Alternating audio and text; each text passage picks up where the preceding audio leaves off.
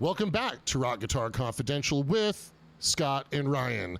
Ever take time to contemplate your impending obsolescence? Well, if you haven't, now's the time. So that means that, we can eventually, hopefully right away, start getting some feedback from the audience and saying, So our podcast is now, it's called Fan Mail? It's called Fan Mail, yeah. So basically it means if someone's listening to the podcast and wants to scream at us or wants to tell us how awesome we are, which I'm sure that's the only reaction you could have is, you guys are awesome. I want to just support you. That's what I think is going on. If the surely existent grunge community wants to fire back. By the way, speaking of which, did you see all the news reports this weekend? I guess Pearl Jam was in town playing at G1C. Someone told me that my cousin went to see them, and I immediately felt bad for her. Yeah, because you had to murder him for his mistakes. And well, her. And you know what sucks? This is my cousin. This is my cool cousin Shelly. Huh? Why would she like Pearl Jam then? I don't understand. I don't know. Well, yeah, why would anybody like Pearl Jam? I don't get it. It must be some kind of mistaken identity. Like, she thought it was Ozzy, but she showed up and it turned out it was Pearl Jam. And honestly, I felt a little twinge of disappointment because when I was a little kid, she's the one where none of the other adults would give me cool music. Yeah, I know you talked about the Shelly on the podcast before. Yeah, but she gave me a Kix cassette. The one that had Kix is an awesome band. Yeah, they were an awesome band. So how can you like both Kix and Pearl Jam? I don't understand how that can exist at the same time. I don't know. Well, it just goes to show everybody out there, bad taste. It can hit any of us. Yes, at any age, you can at come any down age. with a horrible case of bad tasteness. That's right. It can happen at any time. You can be talked into. Pearl Jam is really good. Right? Yeah, exactly. Like if you fall in with a bad taste crowd. Yeah, exactly. And all of a sudden, you too could fall. Boy, I tell you, these chalupas are so good. Wait, chalupas are tasty. Ah, they got you too. Oh, the call is coming from inside the building. Yes. Yep. They do require lots of. Are you talking about the Taco Bell trademark chalupas? Yeah, I'm not trying to call. I mean, I know that some people like chalupas. They seem like pretty inauthentic Mexican cuisine to me. Well, it's Taco Bell. It's inauthentic cuisine. It reminds me of the Frappuccino. It's somehow some kind of ancient Italian secret that the Capuchin monks had buried. I guess they called themselves the Frappuccine monks when they discovered ice. Yes. Or something. It's such obvious BS. Such cultural appropriation nonsense. It's so funny. Yeah. But when Monsignor Bertrand shook the milk around too much, it became frothy. This needs whipped cream now. Yes. And chocolate. Lots of chocolate sauce. And it'll be very authentic Italian. Yes, he had to hide his gluttony from Brother Torquemada. Exactly. And so exactly, they all hung out together. I'm sure Torquemada's totally jonesing for some frappuccinos and later on they invented harmonic minor. That's true. So we have to thank all the monks out and there. Niccolo Paganini actually used also Italian. Yes. Right. I'm just going to throw them in there. Those guys. Yeah, they all just together hanging out. Why not? they all invented it together. Same time. So speaking of inventions, mothers of inventions, where our topic is today. By the way, welcome to the Rock Guitar Confidential podcast with Ryan and Scott. Thank you for joining us today. By the way, as I was mentioning to Ryan as we were coming in, fan mail is now active. So if you guys are listening to this on your smartphone or a tablet or something like that, you can actually shoot us an email or a text and just not text. Can't tax us. You can text us. No, you cannot. And let us know your thoughts, good or bad, but really just lean towards the good. Let's keep positive. You know what I mean? Mm-hmm. Exactly. But Pearl Jam fans, bring it. Yeah, there's really nothing. I'm not scared of that. What are you going to say? Eddie Vedder's awesome. Anyway, hey, look, if you want to make your case for mediocrity, then Pearl Jam fans. One could argue that even saying Pearl Jam is mediocre is actually being quite generous. I'm being generous. Yeah, exactly. I'm in a good mood today. Exactly. All right, so you would think after mentioning mothers of invention that today's topic would be Frank Zappa, but no, we were setting you all up with our discussion of Taco Bell. Yes, Taco Bell. Which it resembles food. Exactly. But it's not actually food. It's food-ish. It's food enough. It's very food-like. Yes, it's food adjacent. It's like the AI music of food. Yes, exactly. So today's topic is AI music. I got to tell you, I got to plead ignorance on this one. I don't know a whole hell of a lot, but Ryan is going to basically educate us on what he's learned about the AI, our future robot overlords, and I will just be the avatar for the audience, just asking insightful questions and bringing some good questions to the mix so we can all have a better educational idea of what the hell this means. The question I posed to Ryan earlier is like, well, if there's a lot of DJs and people who are like basically just taking prefab tracks and slapping them together and calling it their own art as it is now, what's the difference between AI and like a DJ Khaled? Like, is there really a giant difference between those two things? You know what I mean? It's and I think that's a rich topic, right? Because we're at a point in time where computers are part of all of our lives. Yeah, right? actually, I guess first human trials for the thing that Elon Musk is doing about putting like computer chips in people's brains is starting to happen now. Oh well, yeah. You know what? It recently just, I'm not going to say it failed in the first test subject. What are they called? Neuralink or something like that? Neuralink, yeah. It worked in the patient with pretty good. Basically, he was able to move a cursor on a computer screen with the power of his mind. Oh, dun dun dun. Yes, but apparently the connection to his brain has deteriorated a little bit. Mm-hmm. I mean, again, I'm no expert. Disclaimer. I'm not an expert on any of the topics we're about to discuss. Yeah, it seems like you could just use your hand to move a cursor too, though. Like, I don't see. Well, this guy's a quadriplegic, so he can't. Oh, okay, so that's what it is. Okay. Oh, that's why they did. Okay, that makes sense. Yep. It just seems like it's a lot of work. Like, you got to cut the guy's brain open and stick the thing in there. And yeah, then, you're just thinking about like the late game of the the late stages of the product. I gotta be honest with you. I have zero desire to be like one with the Borg. I have no idea, no desire to. Well, I mean, if I were a quadriplegic, I'd say fuck it. Yeah, I can see that. You can do whatever you want. Yeah. That's fine. Yeah. I'm not going to stop you. I kind of want to go out like the way I came in, though. You know what I mean? Old school. You know what I mean? Just pure human. You know what I mean? Okay, that's cool. That's kind of the way I'm looking at it. If I were quadriplegic, I would totally just like I'd be all Borg. No, I can see. I'd go full Borg. I don't have any judgment. It's just no doubt. It's just one of those things. I think that makes sense if you have an opportunity to walk again or to see again or something like that or whatever it might be. So totally noble thing, right? And so apparently that implant it's not working. It's starting to deteriorate. Yeah, they got to call the people, down the tech people to come in there and figure out what's going on, and after they fix your garbage disposal. Yeah. Once the Geek Squad shows up, they'll have it all taken care of, I'm sure. Geek Squad I know it's a Best Buy thing, but that is such an Elon Musk thing to name something. Geek Squad. I can totally, yeah. It must be like tech community hipster talk or something. Well, it was in like 2004.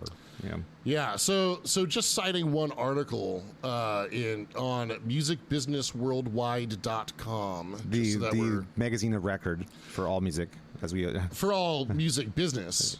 .com worldwide.com. Yeah. So it's like the New York Times of the music business, worldwide.com. Yes. Set. Yes. Right. So, and I mean, I've heard this come up in some other places. I mean, AI is in the news all over the place. Yeah, that's true. You know who puts there? AI. Right. Yeah. Allen Iverson, one of the greatest point guards. Amazing guy when it comes to press work. He does all kinds of great press for everybody. AI really is in charge of press and making sure. Actually, he's really great at full court press. Yeah, he does. He does great press. Yes, a full court and press. half court press. Actually, totally. when I think about it. Yeah. Not so much not great defense though. Well, defense wasn't. Really AI has got some holes they got to work out in the future iterations. Did you hear about the AI statue that they put up out in front of the 76ers stadium arena? No, who? Well, of Allen Iverson. Oh, okay. Right? Great AI. Players get a statue, right? Yeah. I was gonna say, can't be Embiid. There's no way. Yeah. But man, well, the Embiid one, it would be harder to screw up based on these factors, dude.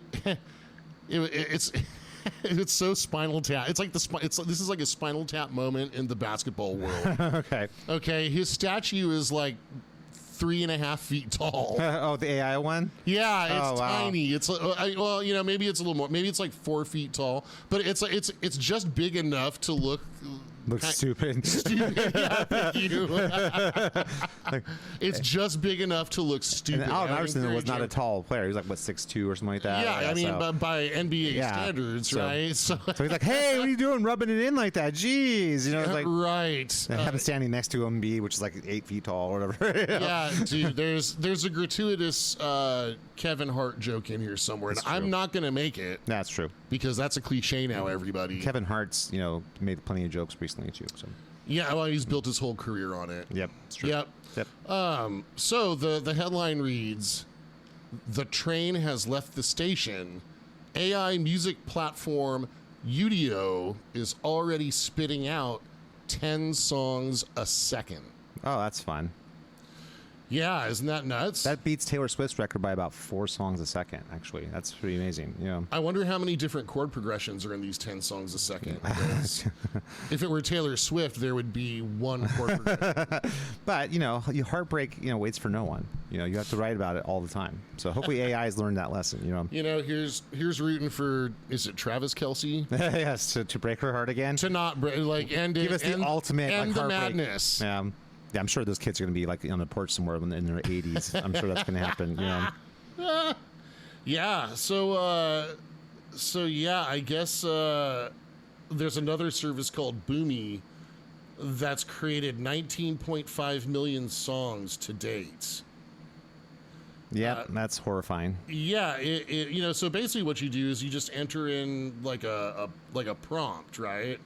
Like, write me a song in the style of, and then the AI just spits it out, right? Okay. Now, we've mentioned AI on our podcast before. There were headlines last year about AI writing a new Nirvana song. And, of course, I wasn't concerned because, anybody can write a Nirvana song, right? Well, oh, no, man, that's pretty high bar. Yeah, well, know. Yeah, Genesis, King Crimson. Look, Nirvana, Right, yeah. So, but now it seems to be, concerning because these tracks can find their way onto streaming services, right? Mm-hmm. Oh, and I guess one of the main investors, I think it's in that company or another prominent one, or maybe there's another one. Yeah, there's a couple of these garbage companies here.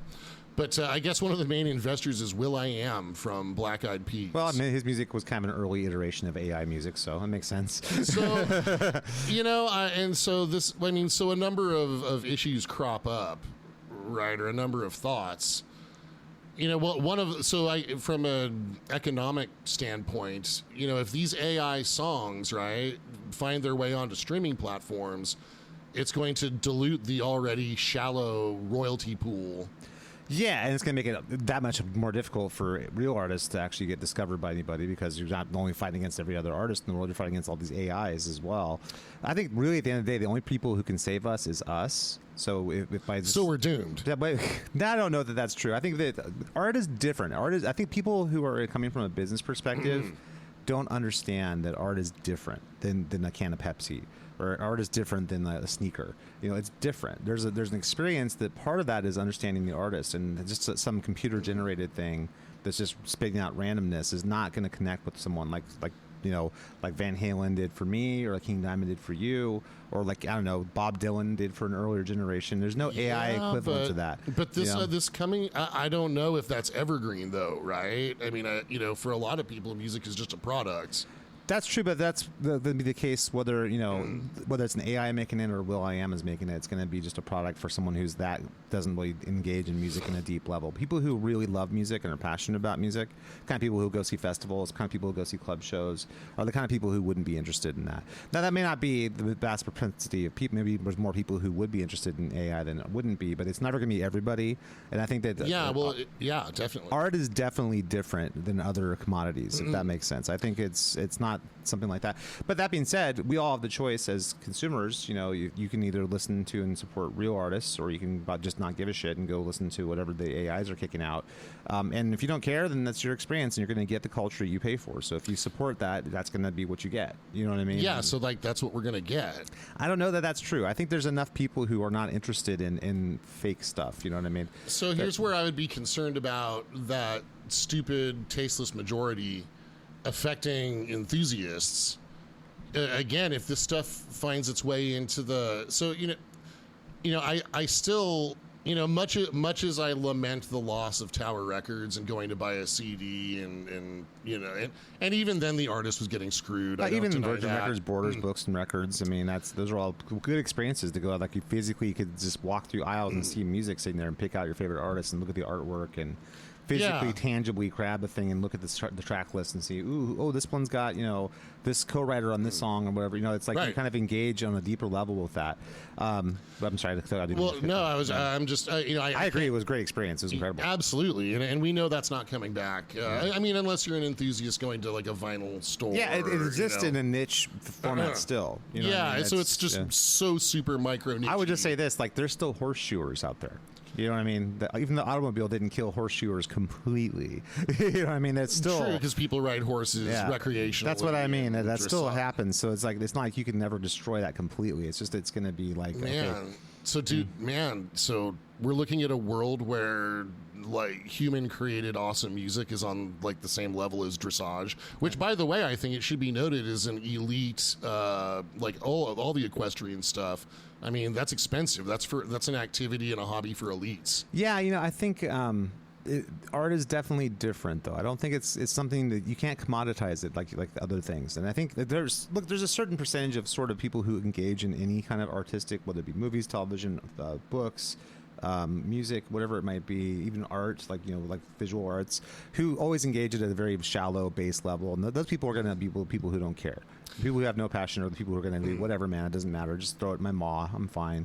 You know what I mean? But the people who are passionate, which is a sizable number of people who love music, although not the majority, but still large, not small enough to be ignored, are not going to be on board with that. You know what I mean? And I think in our particular genre, in rock and metal, I don't think AI is ever going to be looked upon. It'll be shunned with open arms at all, because it's like that. This is music for outsiders. This is music for rebels. This is loud and rebellious and in your face. It's music for people who reject poserism. Yeah, exactly. And then AI is the ultimate poser. You know what I mean? Totally. It's the robo poser. So I just think that's one of the things that's going to have a very minimal impact on that. But then that being said, just like blues and jazz, it's not. You're going to see the artist play. You want to hear improvisation. You want to hear that. That's what those styles of music.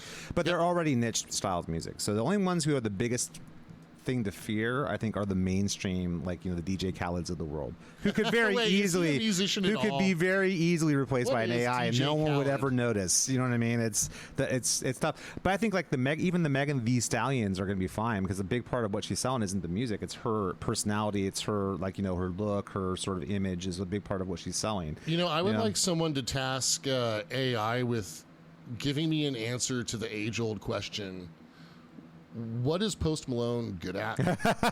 Even AI is not advanced far enough that they can answer that question. They doesn't have a clue. We have to get the quantum computers on that. Once the quantum, exactly. And I've been working nonstop for like 10 years to eventually come to the answer to that. It has to go into the multiverse, and maybe there is like a universe somewhere where Post Malone has talent and value. It might happen. If you check, if you have enough rolls of the dice, eventually something that's very unlikely will happen. And dude, what if we end up faced with AI Post Malone? Oh my God, that's gonna happen. Of course, it's gonna happen. Oh, man. But can the AI ever have enough face tattoos to actually come close to Post Malone? I don't know.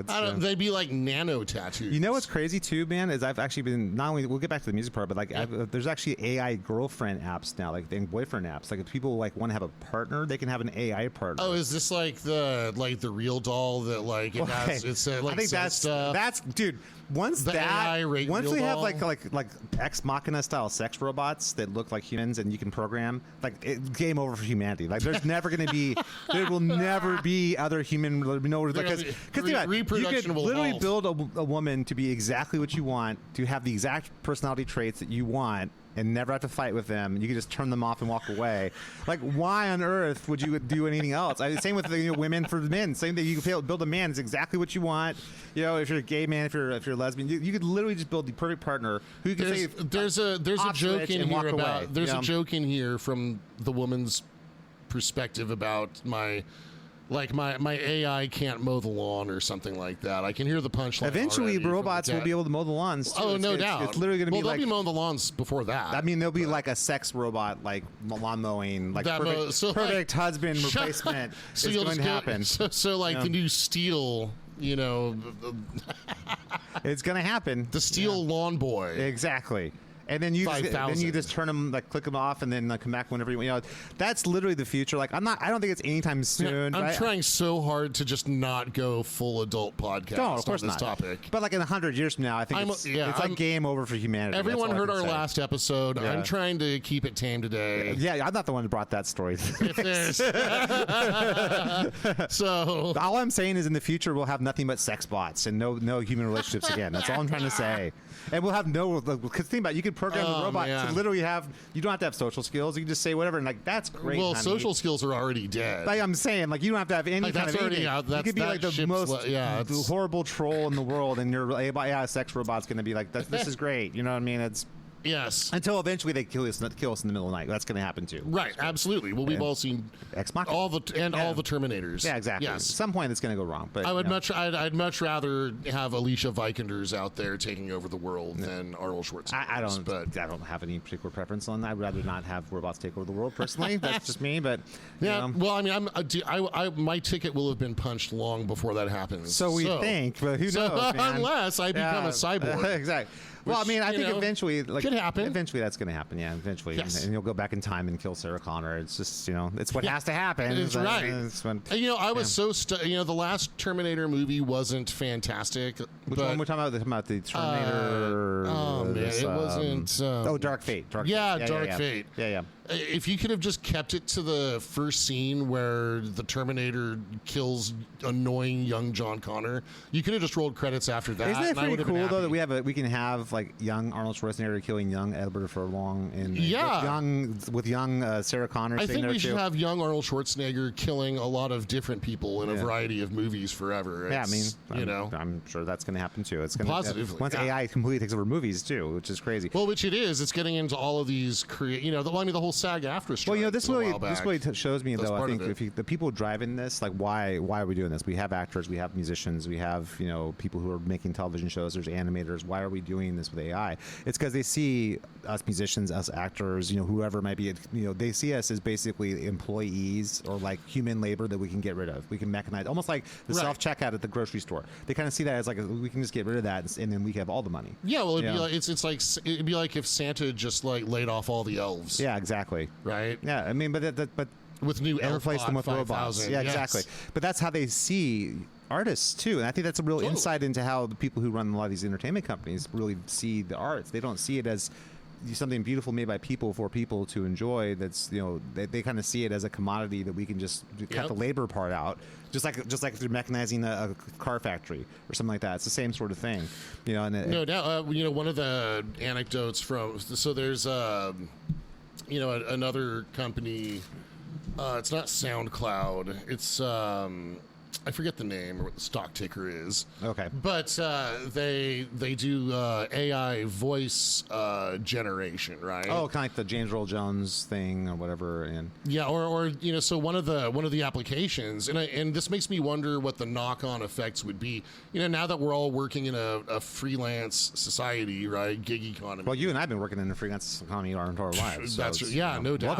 Welcome to the future, bitches. We've been here forever. You know what I right. mean? We've been here, guys. I wonder what the knock-on effect of this will be to like vocalists and voice actors. So, for example, when you get like a robocall from PG&E, Yeah.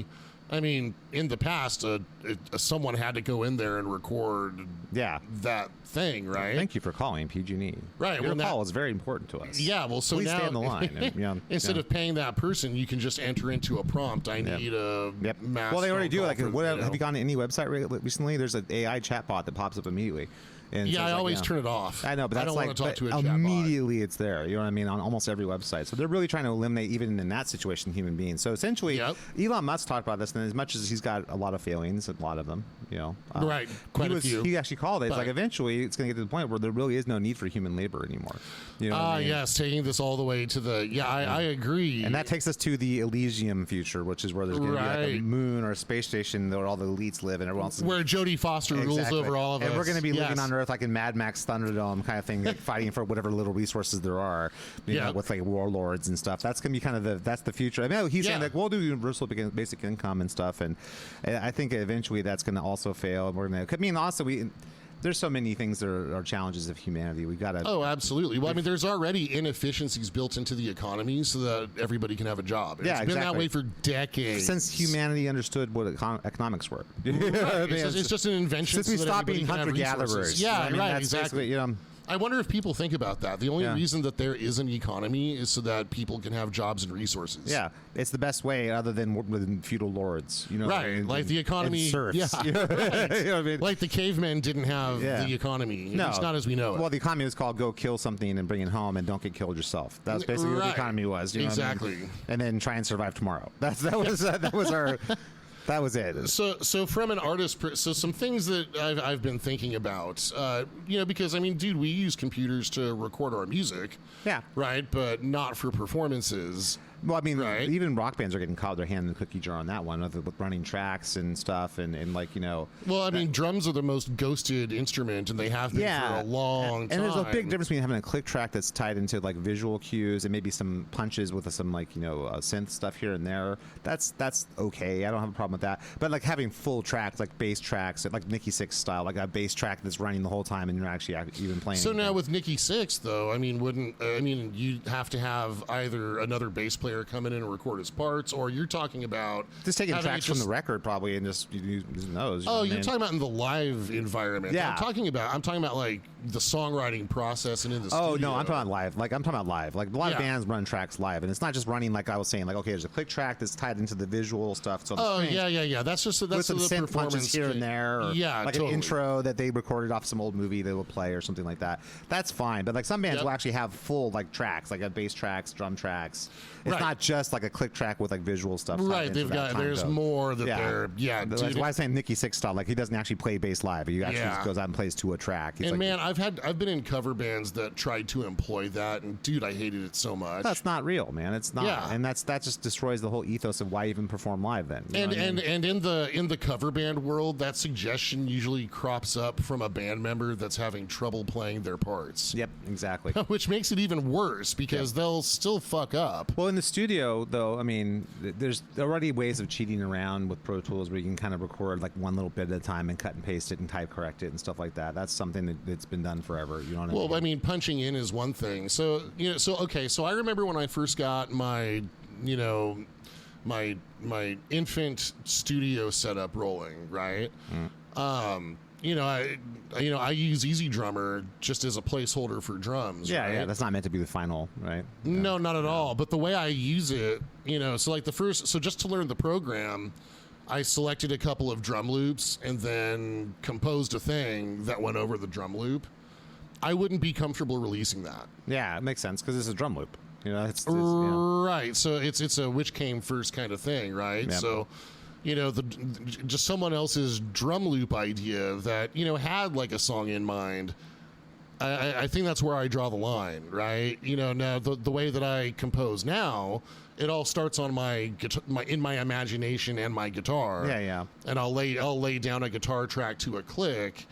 And now that I know how to use the Easy Drummer software better, I can manipulate it, right? Yeah, and the goal is to have a more completed visual representation of the idea to present to the drummer to say, this is kind of what I'm imagining, and then the drummer can go and put their 2 cents in. And say, okay, this is how I see this going. I'm going to change this. I'm going to keep that. That's cool. I like this part. Absolutely. What I mean? If you listen to the temporary tracks from our Ex Aegis album that everyone should be listening to. I'm sure already is. Yes, on absolutely. Right down the background. Yeah. That's right. So, the tracks that Alex Bosson provided were so far superior. Yeah, of course. Well, it's played by a so drummer. Much better, right? It's played by a human being, right? Yep. So, so I think, in my opinion, of course, I'm biased because it's me, but in my opinion, that's an ethical way to use technology in the creative process. Yeah, right? It's similar to like using an amp, like an amp plugin or something like that. In the sense it's just a tool to get the idea down. You know what I mean? And that's the argument that I've heard when people have mentioned AI. Like, well, it's a tool, and if it helps people get, it's not creating the difference is using the amp model. You're still creating the part, and you're still tweaking that to make that part happen. You didn't like take someone else's work and say that's your work. You know what I mean? They're not the same.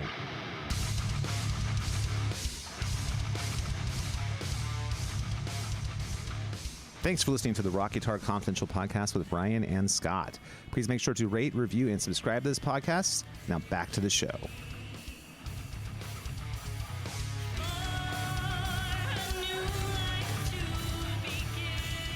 You know what is I mean? it? And this is just a hypothetical question. So if you enter, so let's say that because I mean, so I've used ChatGPT just to write an unflattering story about my friend Jason. Okay.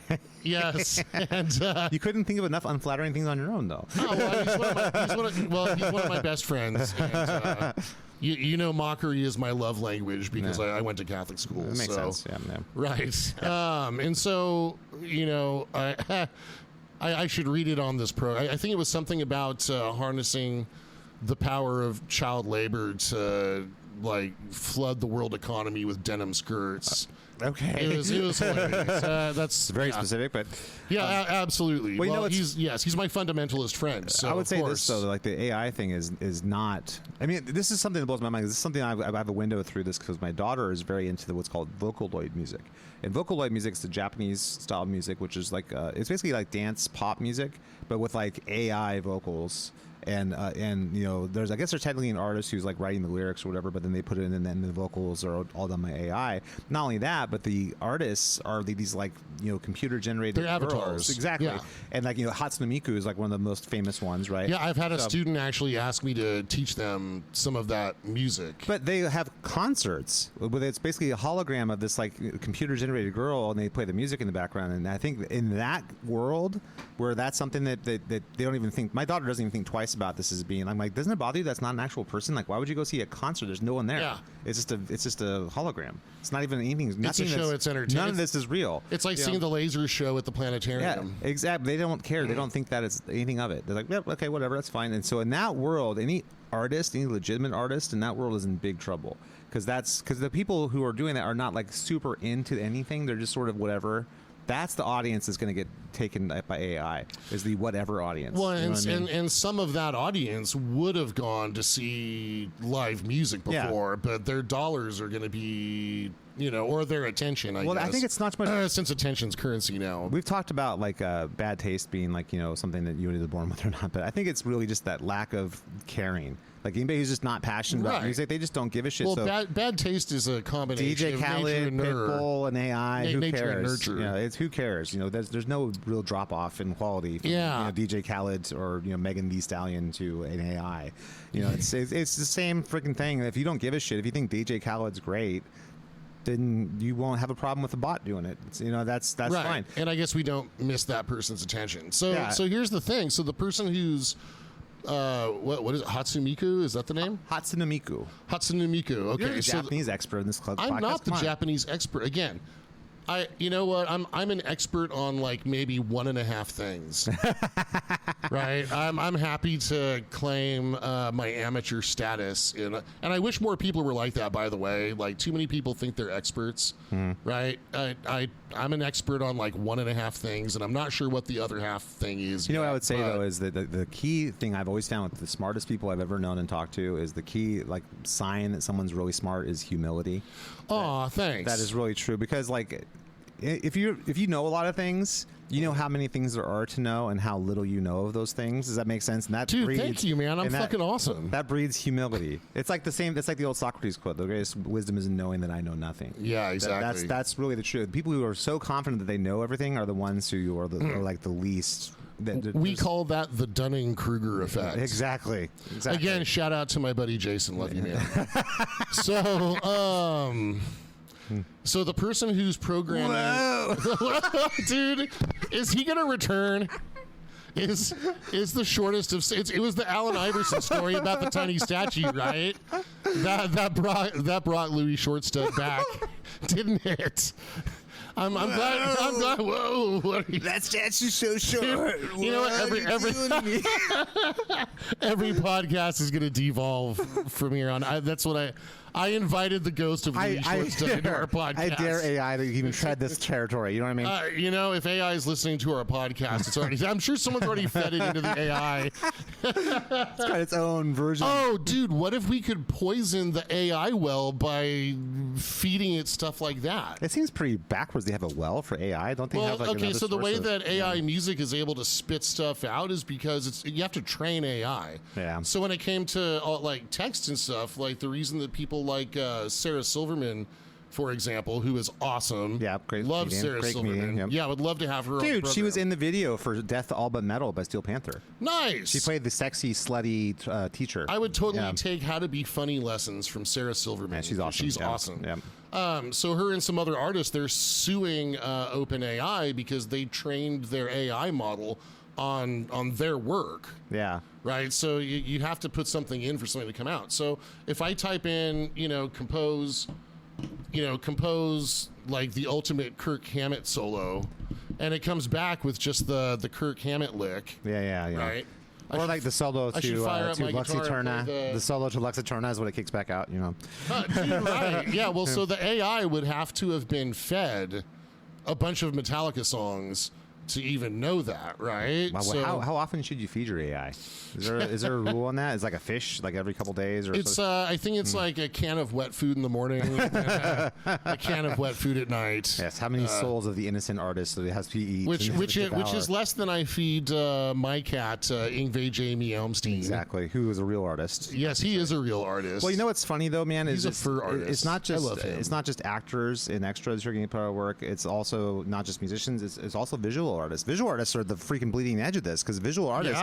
There's nothing more subjective than visual arts. It's like what's a good looking painting, what's not a good looking. You could actually feed the AI like the Mona Lisa and works by Da Vinci and stuff like that. And it'll kick out something that's approximate to that. And then people who don't give a shit don't. It's the same thing. It really comes down to people not having any passion for things. You know what I mean? Well, and where that's also not to sort of interrupt, but how dare you? Yeah, but where that's gonna hurt, dude. So where that's gonna hurt working artists. Where that's going to hurt working artists, it's in places like advertising, right? So, that multi-billion-dollar corporation isn't going to hire an artist for that ad campaign. Yeah. They're just going to have AI do it, and then it takes that money away. That's the kind of work that an artist would do so that they can support continuing to be an artist. Yeah. And AI is going to take that away, not to mention all the copyright infringement stuff. Got to give it to Lars Ulrich. He was on the bleeding edge with Napster. That's one of the few things I got to give it to him for. But absolutely, man. Well, he was a great drummer up to a certain point. Well, Metallica was a band for 4 albums, and then they became Metallica. Well, I mean, he was actually a real drummer back at one point. I'd rather listen to AI Metallica that was only fed the first 4 albums than anything after the first 4 albums. Only Saint Anger, man. Just feed it Saint Anger. That's it. God. That's the only thing. Well, maybe that is how we defeat AI. I don't know. Man. So that's where it's going to hurt artists the most. Now, backing up a little bit in terms of like where the line is, right? As far as we mean like real art, is that what you mean, or? Yeah. So the person so you said that for Hatsune Miku, there's a person that writes the lyrics. Yeah.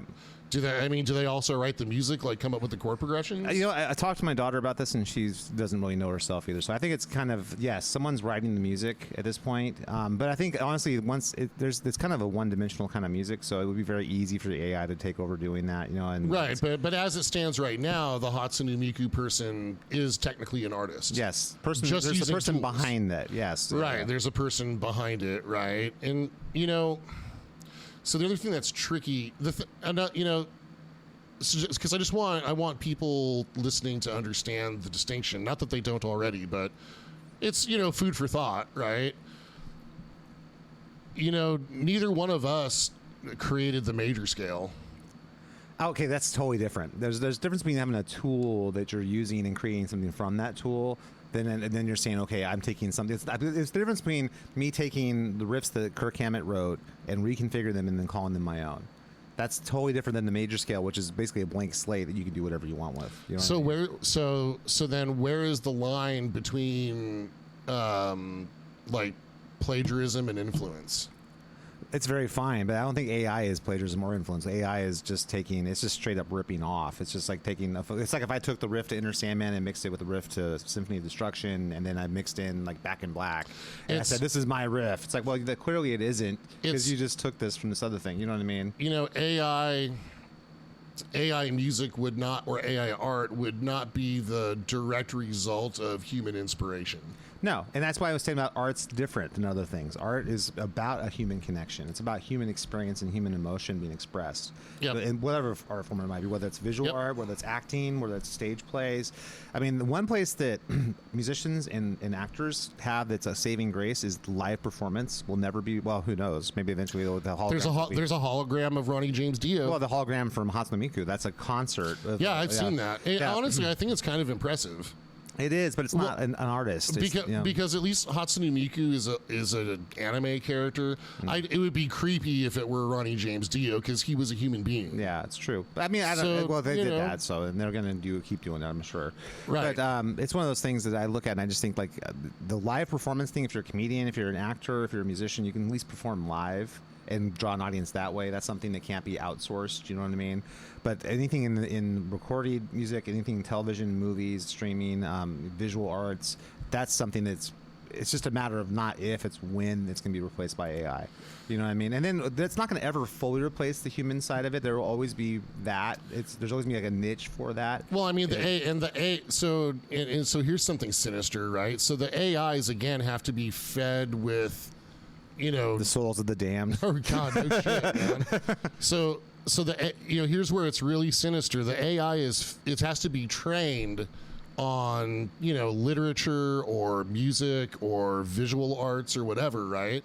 So the product you're getting, it's still ultimately the product of human inspiration, but there's an intermediary in between that funnels all the money to someone who wasn't the original creator. Yeah. And that's also the super sinister aspect. That leads us back to Elysium. Right. Exactly. It all funnels it up to Jodie Foster floating in orbit. Space station in a perfect world where they don't age or have sickness and stuff like that. Yeah, I mean, that's... But down here you get a cool exosuit if you're Ben Affleck. I guess. Or if you're Tom Hardy, depending on which version of the post-apocalyptic future you want to see. Right. Yes. Or even worse, Mel Gibson. Yeah, exactly. Well, those are cool movies back in the day. Oh, absolutely. So, we've got to do... By the way, we're talking about Mad Max. Everyone's like shaking their head like, well, you mean like Lethal Weapon? Well, those were good movies too. Mad Max starring Tina Turner. Yeah, exactly. And Beyond Thunderdome. And then there was the Mad Max, there was the Road Warrior, then there's the Mad Max Beyond Thunderdome, and then the more recent iterations, we got Mad Max Fury Road and Mad Max Furiosa. Furiosa's the prequel to... And luckily, I haven't seen Fury Road yet. I heard it's great, actually. I hear it's great too. Every now and then a major film that I would enjoy just sort of slips through the cracks, and that's one of them. But now I've waited so long, I can watch the prequel first, and then I can feel like it has a sequel. Yeah, that's true. Which is great because I'm so sick of prequels. Yeah, that's true. Well, hey, good news, man. The Garfield movie's coming out, so. You're all over that, right? I loved Garfield. Garfield is a lasagna-loving cat. You gotta. I loved Garfield when I was 11. You know what? I feel that same way about professional wrestling. Like, I've heard people talking about professional wrestling, like grown men. I'm like, when you're 12, then that makes sense. But if you're like 40 and you're talking about professional wrestling, totally. That doesn't make any sense to me at all. You know what I mean? No offense. There's a series on Vice Channel called Dark Side of the Ring where they're hour-long documentaries on various various famous wrestlers. You mean to tell me there's a downside to professional wrestling? Yeah, well, the dark side. So I've been binging it, right? I just started the episode on Bam Bam Bigelow. I don't have any memory of this. I just got done with the episode on Brutus the Barber Beefcake.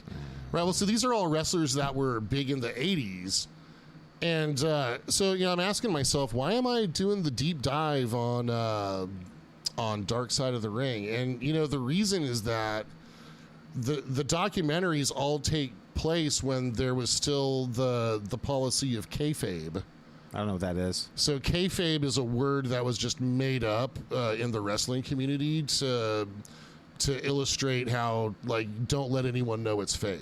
Oh, okay. We have to keep up kayfabe. Oh, okay. Yeah, like an insider word about, we can never admit to the general public this is fake. Did Mean Gene Okerlund know about this? He did. Oh, no. I know. It goes all the way to the top. See, he was mean. He lied to us. Yeah, so the only reason it's the main reason it's compelling, because otherwise it's just people who got famous and fucked up their lives. Yeah. And there's nothing compelling about that. But what's compelling is how they went about their lives while there was still just this thin veneer Like where they just weren't admitting it was fake. I mean, anybody with two brain cells to rub together would know it was this fake. This guy got hit in the face with a forearm, and yet there's no blood or bruises. Right. So, yeah. So I find that compelling. I find it compelling that grown men would still be passionate about professional wrestling. That's something I find. Like when I was 12, I can remember like, Hulk Hogan's awesome. The big boss man. Yeah. Dude, Ultimate Warrior, dude, he was man, super Randy metal. Savage. You know Man, what I mean? I had a poster. I saw the Ultimate Warrior at Arco Arena in like 1988 or something. But that's what I'm saying. Like when you're a kid, that makes sense. But like the idea of being like a man in his 40s who still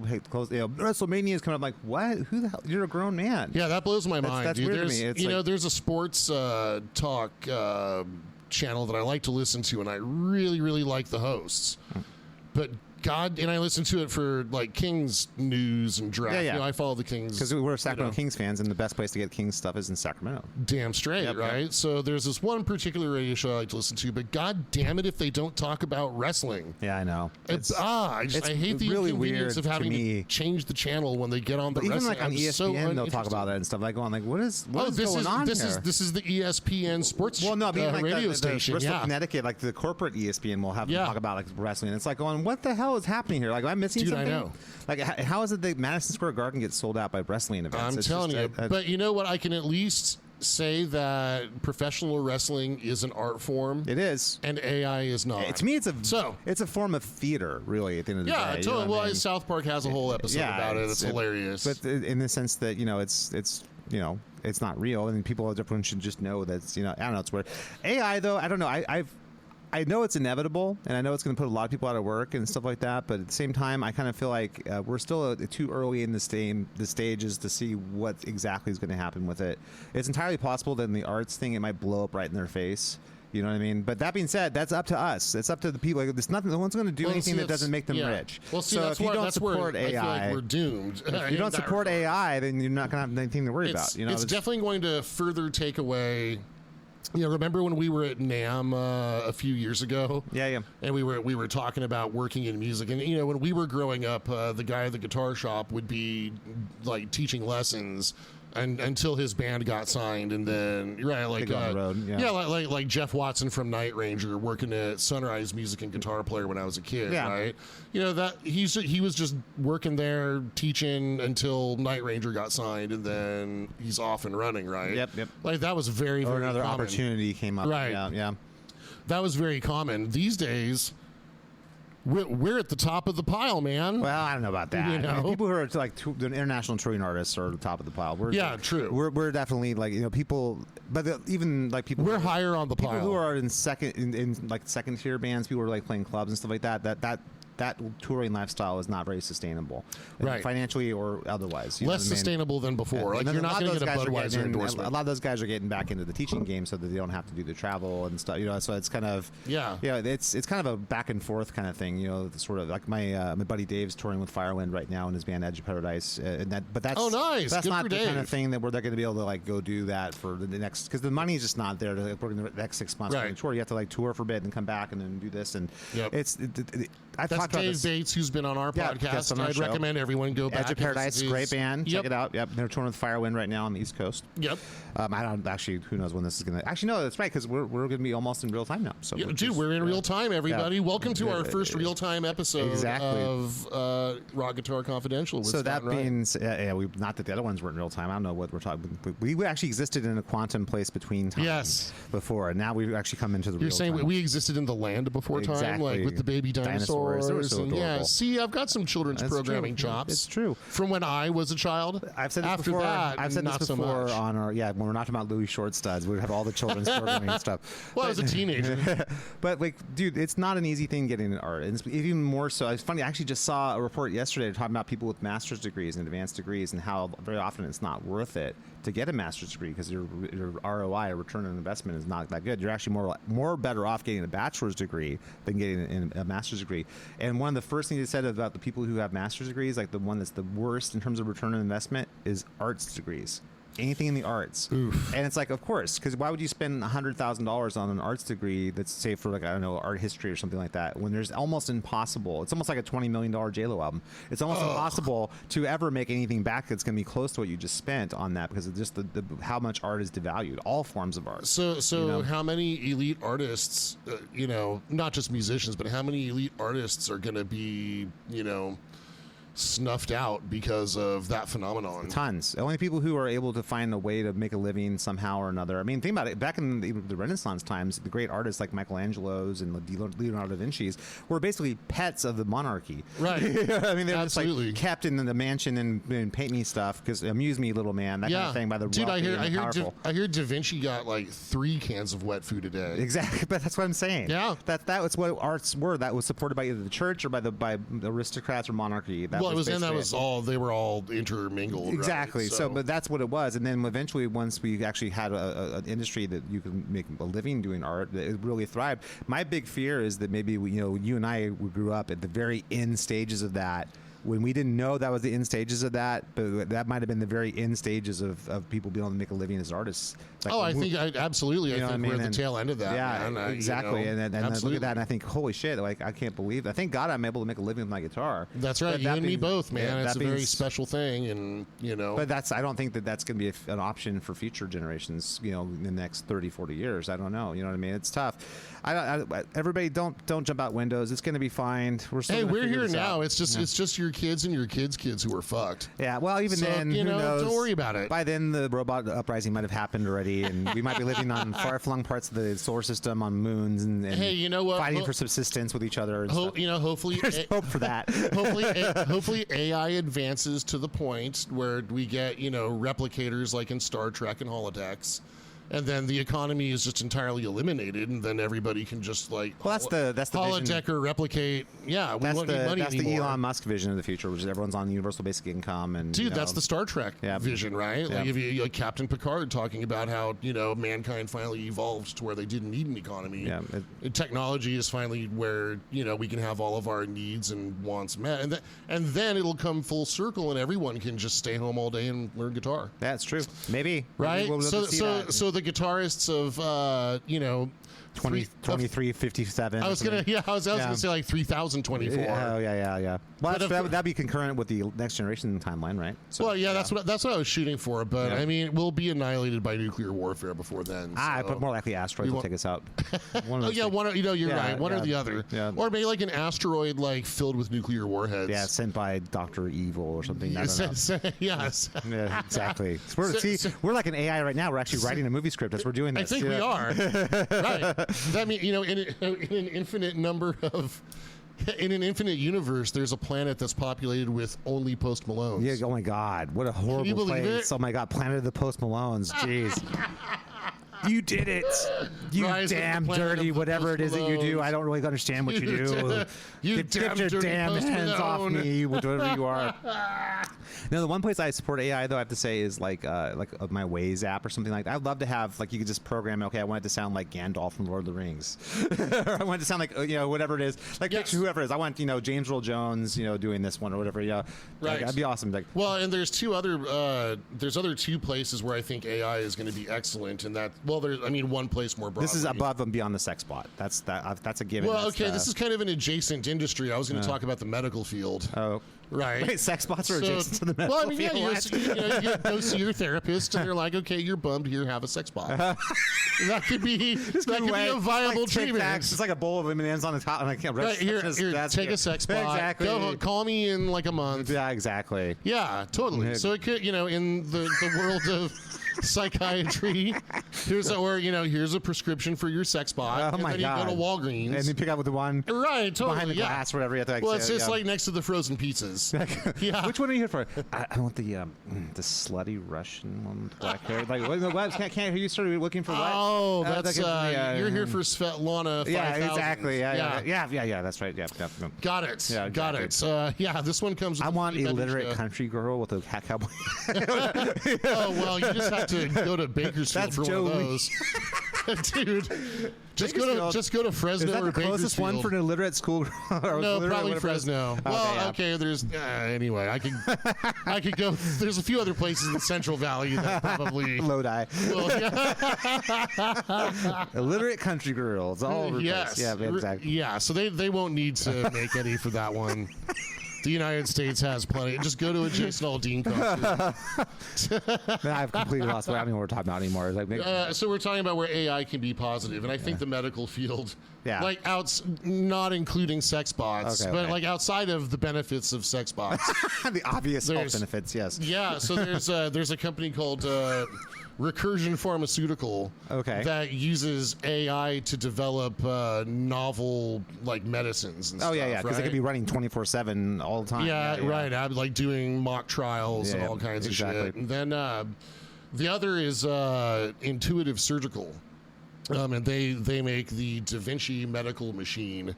You know, my dad had a procedure this last year to remove part of his lung. He's doing much better now. Yep, good to hear that. Absolutely. Yes, thank you. A little serious here for a moment, but he's doing fine. So that operation, like when I first read about how the operation goes, it's like crack your chest bone, open your ribs up, and it's very invasive, it's like a King Diamond song or something. Yeah, totally. Yeah. Dude, it sounded like a Cannibal Corpse album cover. Yeah. Right, and the recovery's fucking horrible. And my dad's 80, so I was like, fuck, right? Anyway, but they use the Da Vinci medical robot, which is it's how arthroscopic surgery is minimally invasive. Yeah. Well, so same thing. This is minimally invasive, right? It's so the doctor like gets into like a pod, right? Like it's like he's playing like G-Lock at the like arcade. Okay. Do you guys remember that G-Lock? He's got the little ball, the pizza grease on it and stuff, right? Right. Well, so the surgeon could just like snack on some za while like using the joystick. It's like this little ball, right. Like Centipede. Remember G-Lock? G-Lock was the one where you're flying an F-14 like Top Gun. Yeah. But the whole thing moved and rotate. Oh, it was the best There's ever. a Star Wars one like that too. The same thing. Yeah. That one's Star Wars. Anyway, which is the greatest thing that's ever happened in humanity. But, if you're 6. But how dare you, sir? How dare you? I dare. All right, fine. So anyway, they used the Da Vinci surgical robot on him, and his recovery was really fast. Like I'm shocked. Dude, I is it AI driven though? So AI is involved in future models will have AI incorporated. So just trying to minimize human error, sort of. Yeah, it minimizes human error, and you know what I mean. Yeah, so they're integrating AI into all of that. Yeah. I mean, I'm sure it already probably is to a degree, but yes, I bought 2 shares of Intuitive Surgical this last week. That's really smart, man. Fuck yeah, save my dad's life, and I'll buy shares of your company. Exactly. That's how there you go. That's the way it works in the Bow household. You save someone's life, he's going to buy shares in your company. Damn straight. That's also good that they have that because, like, once the robots take us to the processing facility to be murdered, they can disassemble our bodies in the most efficient way because they already have all the AI experience. So I'm just throwing this out there. If a sex bot saves my dad from a burning building. There's a ring in it for you. That's right. Yes, you got it. You've got a customer for life. Exactly. I think AI in certain fields is not terrible. Yeah, I think there's like anything else, like fire or the wheel. There's positives and negatives to it. You know what I mean? And of course, it's going to get used by the military to murder people. Yeah. So. So is it fire and the wheel? Speaking of which, if you want to, so remember during the Waco thing, the FBI or the ATF, they started blasting Twisted Sister albums like really loudly at the Branch Davidians. Okay, sure. Which is kind of stupid because David Koresh was a metal guy. Yeah, he wrote his own like culty metal stuff, right? It's like a psyop, right? Yep. Well, so imagine if Ukraine blasted AI-generated Post Malone at the Russian forces. Yeah, that's a war crime, though. That could be a game changer. I don't know why that isn't. Because that's against the international conventions. It's against we're not going to do that to each other. There's lines, man. It's against the Geneva Convention. You can napalm and cluster bomb people, but you cannot do that. You couldn't AI Pearl Jam. Even in at the war, Russian there's forces. lines you don't cross. Dude, okay, there's already the AI Nirvana song, so you could just blast the AI Nirvana song song. It's actually over arguable that AI Nirvana song might Russian- actually be better than the real Nirvana song. So Well, it doesn't require. Okay, so you could blast real Nirvana songs. Yeah, that'd be the worst. At the possible. Russian forces. That would be the worst possible thing. I'm going to contact my congressman. Yep, exactly. Yep, got to run Actually, out I'm the pretty sure flagpole. the congressman we have is not that great of a congressman, so I don't know that he's going to help us with any of that stuff. So. Well, wait a second.